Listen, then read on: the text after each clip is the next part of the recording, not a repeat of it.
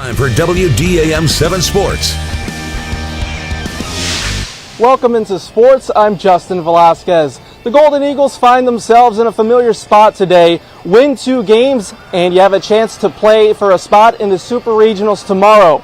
But if you lose one, your season is over. USM looks to get revenge over Columbia. We begin in the bottom of the first. It's 1-0 Golden Eagles. Check out this catch by Ben Higdon. His second home run robbery in as many days to keep USM ahead. In the bottom of the second, Columbia ties it up with a base hit, line drive to right field, a run scores, and we're knotted at 1. Same score in the top of the sixth. Golden Eagles have runners at the corners. Jay Cook hits a grounder to first. The first baseman doesn't know what to do. He throws it home, but it's high. A 2-run scores, and it's 2-1 Golden Eagles. USM leads by 2 in the 7th, but they get a double play. Matthew Russo handles the grounder for the 3-6-3 twin killing. USM gets out of the inning. On to the 8th. It's that man, Ben Higdon again. He drives one to deep right field. A 3-run blast that breaks it open. Southern Miss goes on to win 8-1. Christian Ostrander talked about the win after the game. And I've never pitched in front of a crowd this big, and when they all have your back out there, it means something special. It just felt like they were all with me today, and it was something special being out there, and it was just amazing. On to the Tallahassee Regional. Mississippi State looks to keep its season alive against Northeastern. Hunter Hines gives the Bulldogs the lead in the bottom of the first with an RBI double. State scored 2 in the inning to take a 2-0 lead. Evan Sierra got the start for Mississippi State. He was money all game. He went 6 innings, allowed 2 runs, and struck out 9. Same score in the 5th. Northeastern gets on the board. Alex Lane shoots one into center to drive in a run. The Huskies cut the Bulldogs' lead in half. It's 2-1. Bottom half of the inning, State has 2 runners in scoring position. Hines comes through again. He drives one to deep right field. It ends up being a sac fly to bring home a run. That's his 5th RBI in this regional. 3-1 Bulldogs. Later in the inning, check out these reflexes. What a catch by Cooper McGrath to save a run and maybe his head as well. Moving on to the 7th, Bulldogs lead by 1, but Northeastern has the bases loaded. Stone Simmons comes up clutch. A strikeout gets State out of the jam. Bulldogs win 3-2. They'll face Florida State in the regional final. One other team in action today. Ole Miss was also in action. They played a wild one at last check. They were ahead 10-9. So back to Southern Miss. They are going to advance to the regional final. They're going to face a Miami team tonight.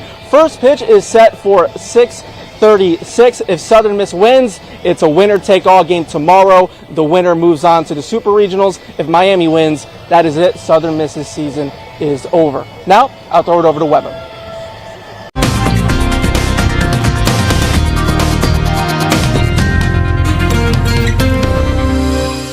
All right, thanks so much, Justin. Now we're looking over at Circle C Tractor in Waynesboro. We got some clouds going over Waynesboro right now. Temperature sitting at 85 degrees, but it feels like it's 86. And over at Pine Belt Honda and Pine Belt Jeep Ram in Hattie's in Bellevue, sitting at 86 degrees. Winds out of the southwest at 5 miles per hour. And finally getting some clouds over there this afternoon. Now looking at across the board, all of our temperatures sitting at 79 in Oak Grove, 83 in Purvis, 85 in Petal, 82 over in Seminary and Collins, 85 over in Waynesboro, and 85 in Richton. Now looking at our Southern Pine electric radar, we're not seeing too much of pop-up showers like we thought we were going to see, but we do have some in the northern parts of our viewing area. Now looking at tonight's forecast, a low of 65 is going to be mostly clear and nice. It's going to be a really beautiful night tonight. Now looking at your future cast for tomorrow, as you start to wake up and get ready for work, temperature sitting anywhere between 64 and 66 degrees, so it'll be pretty warm tomorrow, mostly sunny as well. Now for the afternoon, we might start to see some pop-up showers again.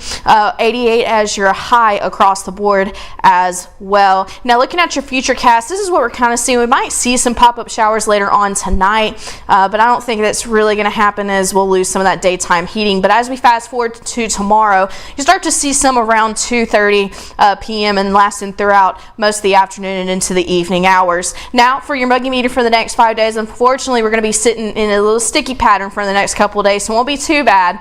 But Wednesday through Friday, we're going to be sitting in the oppressive state, and you'll actually see why in just a second. Now, your morning low temperatures for the next 5 days aren't going to be too bad. Now, we are going to be sitting around 70 degrees on Wednesday and Thursday before topping out at 72 on Friday. Now, looking ahead for the next few days, Tuesday sitting at 89 degrees is your high, mostly sunny skies, but we do see our rain chances start to come back on Wednesday, Thursday, and Friday, unfortunately, and those highs are coming back into the 90s as well. 92 on Friday with a 30% chance of an isolated shower or thunderstorm. Thursday, we are looking at more of a scattered shower and thunderstorms.